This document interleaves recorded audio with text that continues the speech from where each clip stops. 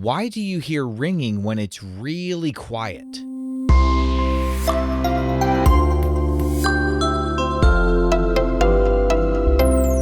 Hi, welcome to Curious Kids Every Day. I'm Josh. How are you doing today? It's so good to hear from you. Hey, have you ever been in a really quiet room? Have you ever noticed that sound you start to hear when it's really, really quiet?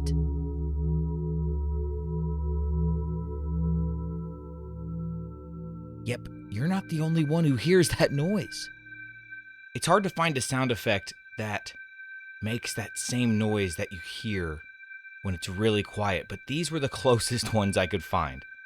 What does it sound like to you when it's really quiet and you hear that noise? It sounds kind of like ringing to me. Have you ever wondered what that is? There's actually a really, really crazy reason that you hear those noises when it gets really quiet. Do you want to find out why?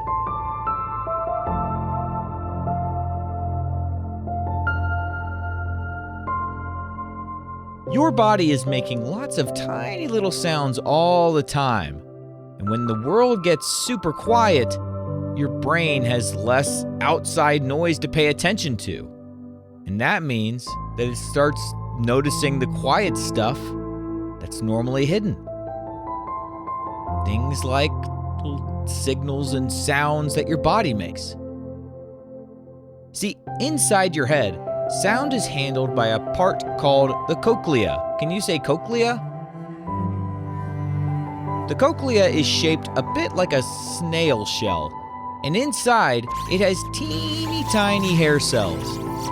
These hair cells, they're not like hair that you have on your head. They're actually microscopic sensors that bend when sound vibrations move through the fluid inside the cochlea. And when they bend, they send messages to your brain through a pathway called the auditory nerve. Can you say auditory nerve? Your brain reads those messages and says, oh, that's a dog barking. Or, oh, that's a dishwasher. Or, oh, that's a whisper. Now, here's the thing. This system is always running, even if there is no obvious sound in the room. Your nerve cells can still have a tiny bit of activity because your brain is always listening, always checking for information, always scanning your environment. When your room is loud, your brain is busy sorting all these sounds around you. But when the room gets really extremely quiet, your brain can notice the tiniest signals that it usually ignores. It starts really trying to hear things. You know what it's kind of like? It's kind of like if I started talking really quietly. You can't hear me quite as well when I'm talking at this volume, right? Well, I'm talking to you through a microphone. Now, listen to this. I'm going to turn up the gain on the microphone. Check, check, check, check. I'm still talking at the same volume that I was before, but now you can hear me better because I turned up the gain on the microphone.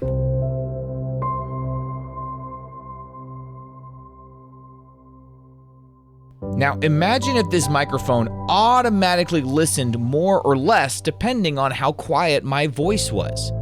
That's kind of like how your hearing system and brain work inside your head.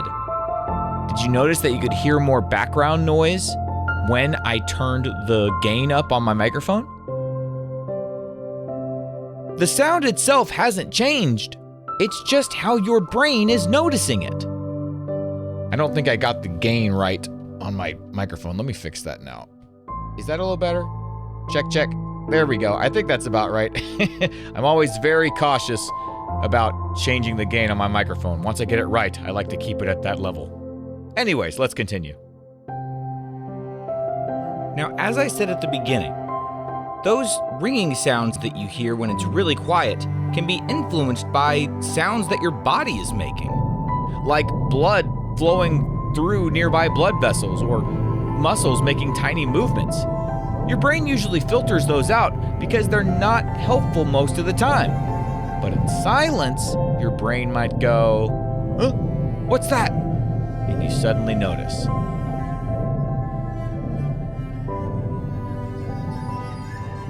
Scientists have actually built rooms that are so quiet, they help prove this idea. One famous example is called the anechoic chamber, which means a room with no echoes at all. The quietest one is at the Microsoft anechoic chamber.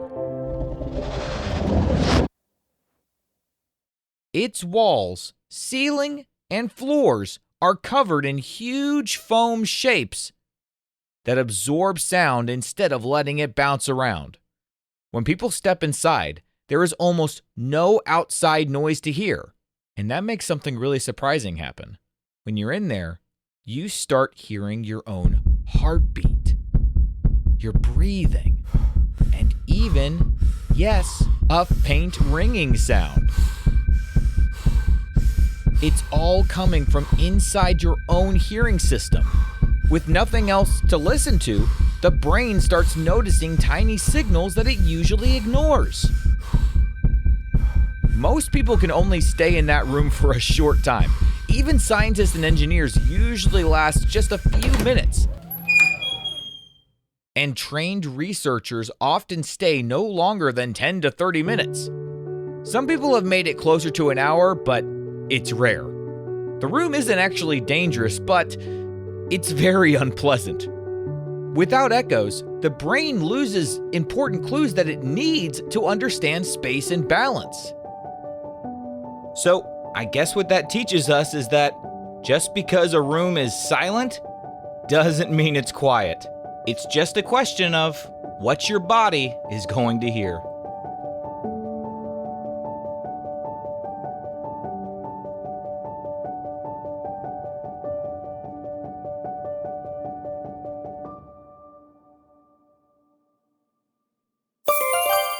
All right, let's have a quick quiz.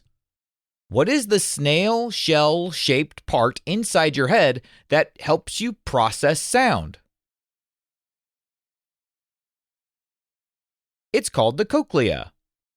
And what is the name of the pathway that carries sound messages to your brain? The auditory nerve. And when does your brain notice tiny signals more easily? When it's loud or when it's very quiet? Yep, when it's very quiet and it has less to focus on. Let's play true or false. True or false? Hair cells inside the cochlea are tiny sensors that respond to vibrations. That is true. True or false? Your hearing system turns completely off when the room is silent. That is false. True or false? Your brain can filter out body sounds most of the time. Yep, that's true. But when it's quiet, you're more likely to hear it. Would you rather have to fall asleep in a room that is perfectly silent or a room with a gentle fan sound?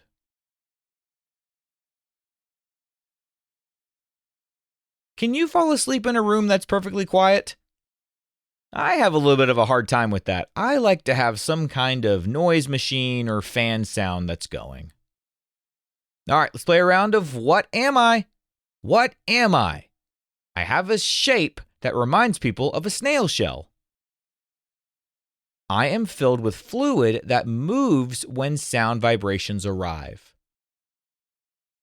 And I help turn vibrations into messages for the brain. What am I? I am the cochlea. All right, one more. What am I? Sound waves enter me. There is a drum inside of me. And I'm the reason you can hear. What am I? I am the ears. But the next time you are in a super quiet room and you notice that faint ringing or high tone sound, remember, even when it's quiet, your hearing system is still very active and your brain is still listening. So, what all do you hear? What kind of question do you think we'll ask tomorrow on Curious Kids Every Day? I can't wait to find out. So until then, keep asking questions and stay curious, kids. And we've got a bunch of birthdays today. Today is Magnolia's birthday. Magnolia is from Florida and Magnolia is turning 6. Happy birthday, Magnolia. Everly is from North Carolina and Everly is turning 6 as well. Happy birthday, Everly. Dell is from Canada and Dell is turning 5. Happy birthday, Dell. Arlo is from California and Arlo is turning 7. Happy birthday, Arlo. Shrestha is from India and Shrestha is turning 6. Happy birthday, Shrestha. Tomas is from California and Tomas is turning 5. Happy birthday, Tomas. For all the grown-ups listening, if your curious kid wants their birthday mentioned on the show, please visit supportcuriouskids.com and join the Curious Kids Club. That's supportcuriouskids.com. See you tomorrow.